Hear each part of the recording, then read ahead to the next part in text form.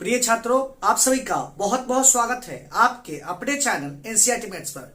मेरा नाम है राज और मैं आपके अपने चैनल एनसीईआरटी मैथ्स पर बहुत बहुत स्वागत करता हूं। हम लोग कक्षा 10 एनसीईआरटी मैथ्स का सॉल्यूशन कर रहे थे, जिसमें हम लोग आज अध्याय 5 प्रश्नावली 5.1 के प्रश्न संख्या 4 के तीसरा प्रश्न का सॉल्यूशन करेंगे।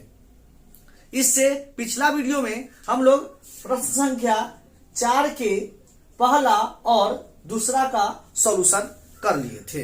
यदि आप वह वीडियो नहीं देखे हैं तो लिंक आपके डिस्क्रिप्शन में डाल दिया जाएगा, आप वह वीडियो जाके जरूर देखिए। तो बिना देरी किए वीडियो स्टार्ट करते हैं। वीडियो स्टार्ट करने से पहले यदि आप इस चैनल से पहली बार जुड़ रहे हैं, वीडियो पहली बार देख रहे हैं, तो चैनल को सब्सक्राइब कर ले और बेल आइकन को जरूर प्रेस कर ले, ताकि जब भी मैं नया वीडियो डालूं तो समय समय पर आपको नोटिफिकेशन के माध्यम से पता चलता रहे। तो चलिए वीडियो स्टार्ट करते हैं।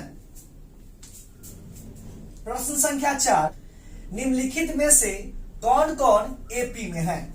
यदि कोई एपी में है तो उसका सारवंतर ज्ञात कीजिए और इसके 3 और पद लिखिए। क्वेश्चन में कह रहा है कौन कौन एपी में है। यदि कोई एपी में है तो उसका सारवंतर ज्ञात कीजिए और 3 और पद निकालिए। एपी होने की स्थिति में 3 और पद निकालिए। तो आइए निकालते हैं। चेक करना है कि यह एपी में है या नहीं। तो चेक करने के लिए क्या करेंगे, तो कोई भी श्रेणी एपी में समांतर श्रेणी में है या नहीं, यह जानने के लिए हम लोग सारवंतर ज्ञात करते हैं। सारवंतर, यदि सारवंतर बराबर होगा तो वह एपी में होगा, यदि सारवंतर बराबर नहीं होगा तो वह एपी में नहीं होगा। तो एपी में है या नहीं, इसके लिए सारवंतर ज्ञात करना होगा। तो हम लोग सारवंतर ज्ञात करते हैं। सारवंतर कैसे निकलेगा, तो सारवंतर या दोनों के बीच का अंतर सारवंतर कहलाता है। क्लियर है? कोई श्रेणी दिया रहता है, दो संख्याओं के बीच का अंतर सारवंतर होता है। यहां भी दोनों संख्याओं का बीच का अंतर सारवंतर होगा। क्लियर है? तो यहां भी अंतर समान होगा और यहां भी अंतर समान होगा, तो वह एपी में होगा। तो यह हम निकाल लेते हैं। इसलिए सारवंतर,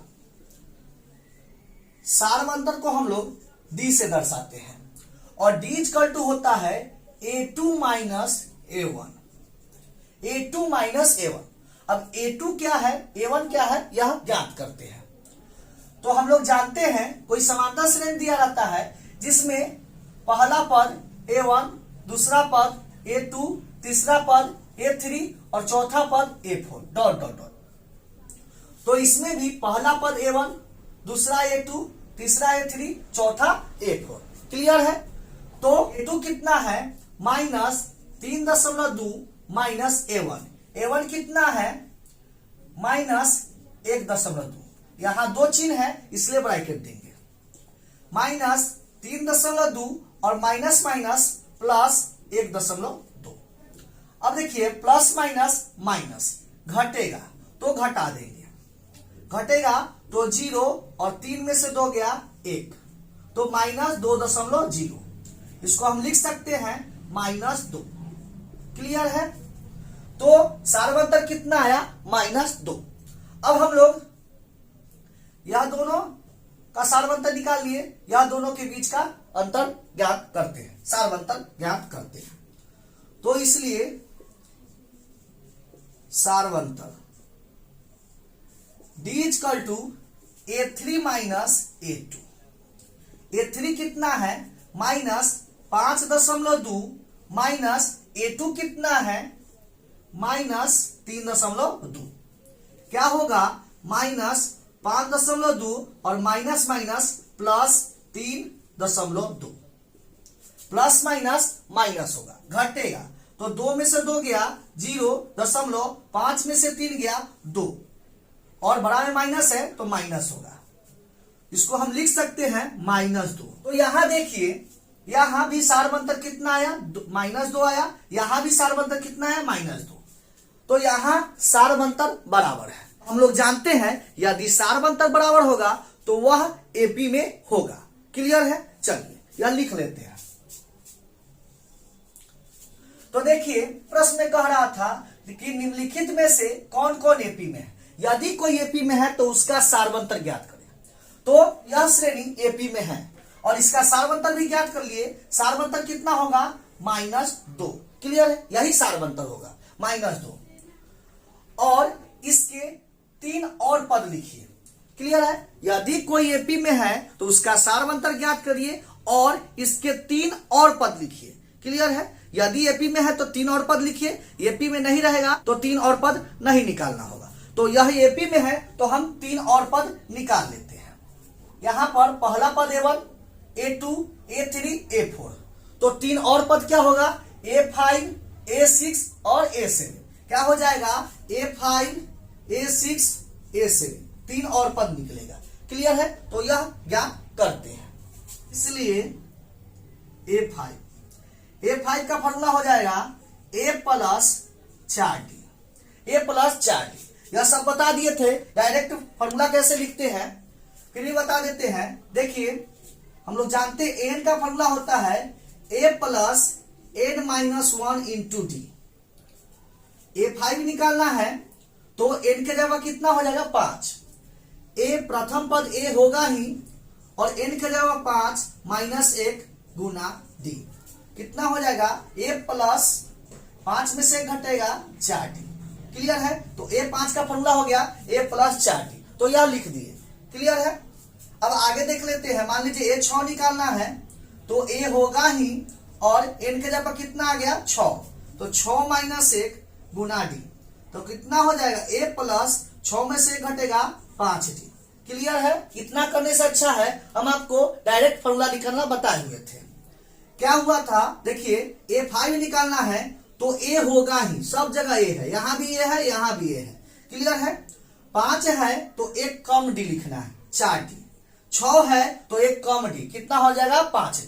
मान लीजिए A7 निकालना है तो A होगा ही और 7 है तो 1 कम D, कितना हो जाएगा, 6D। क्लियर है, कोई दिक्कत नहीं है। तो यहां पर अब उम्मीद करते हैं कि कोई भी पद कहेगा निकालने के लिए तो आप निकाल लेंगे। क्लियर है, तो यह मिटा देते हैं। तो यहाँ A5 निकालना है तो इसलिए A5 फॉर्मूला हो जाएगा A + 4D।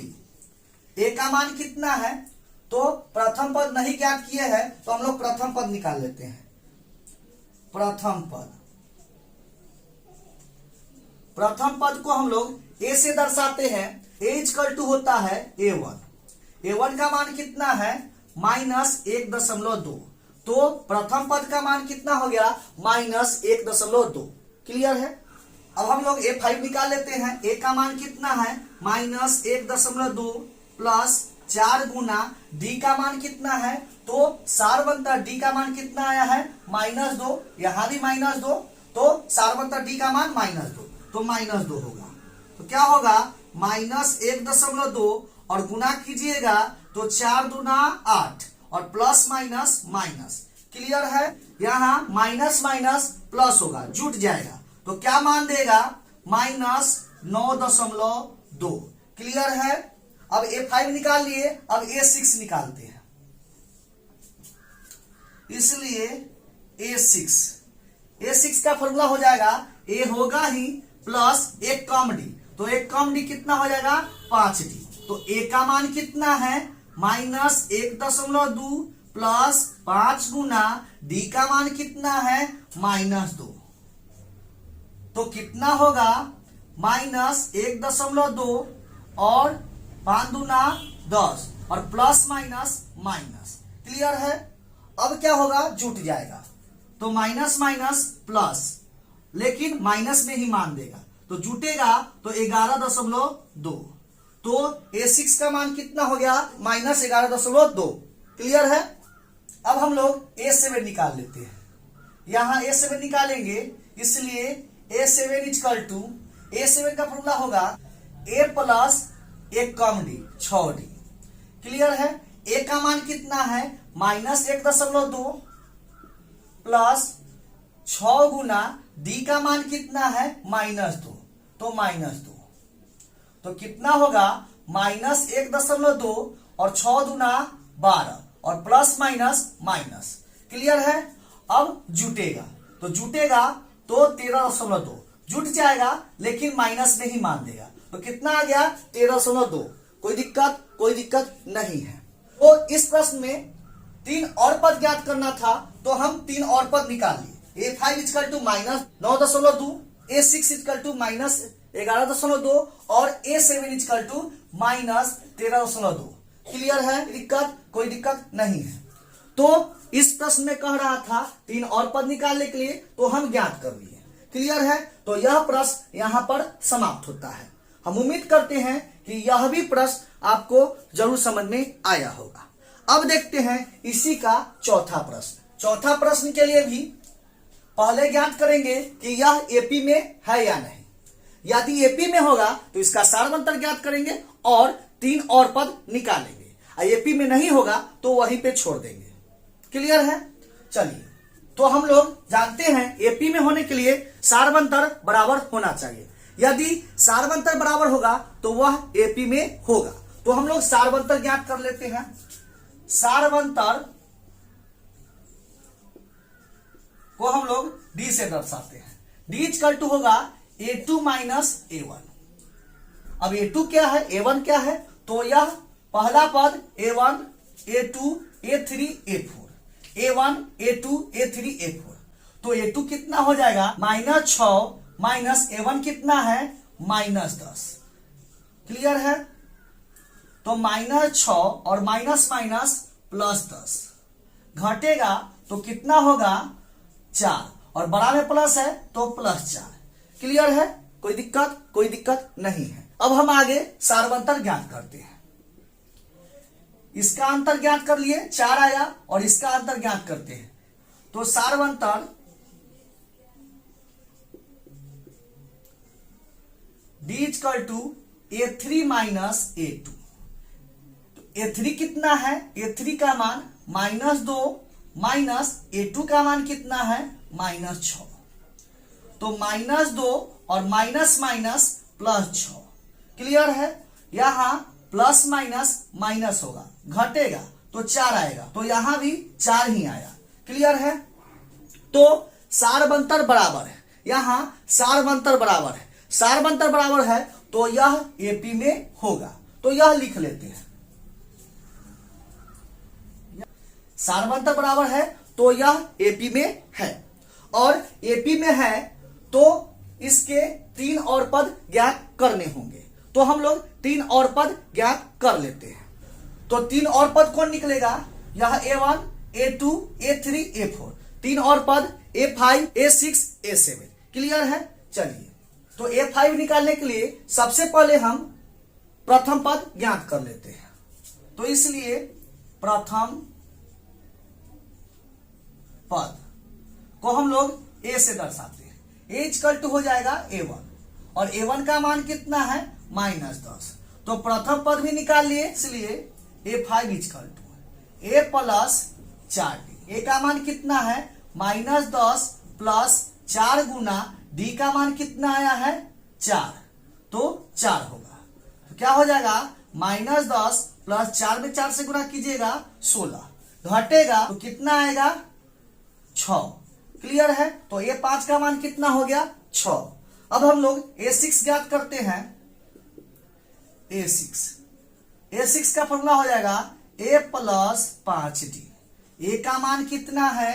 A का मान -10 प्लस 5 गुना D का मान 4, -10 5 चौका 20। क्लियर है? प्लस माइनस माइनस घटेगा तो क्या होगा? 10 आएगा। क्लियर है? और बड़ा में प्लस है तो प्लस भी मान देगा। तो A6 का मान कितना हो गया? 10। अब हम लोग A7 ज्ञात करते हैं। A7 फॉर्मूला होगा A प्लस 6D। A का मान कितना है? -10 प्लस 6 गुना D का मान कितना है? 4। तो -10 प्लस 6 में 4 से गुना कीजिएगा 24, घटेगा, प्लस माइनस माइनस होगा, घटेगा तो कितना मान आएगा? 14। क्लियर है? तो हम लोग A5 भी ज्ञात कर लिए, A6 भी ज्ञात कर लिए, और A7 भी ज्ञात कर लिए। कोई दिक्कत नहीं है।